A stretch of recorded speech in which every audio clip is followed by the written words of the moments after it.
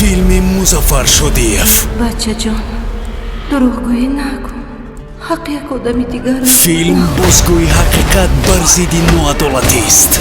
15 مای. برادر عزیز جنگل که میگی شیر و سوبسته فیل باشه در خفان میاد.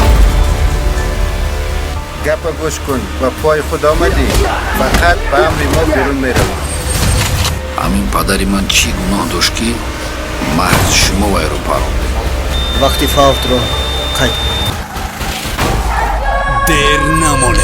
کاخ سروش سال 2021 باز یک نوگونی در سینمای تاجیک ساعت 13 و 15. در تاجیکانی که از دست شما عذاب کشیده میگشتن آنها آزادانه میگردند و تو باشی سگ بری جان داده میموری. آسی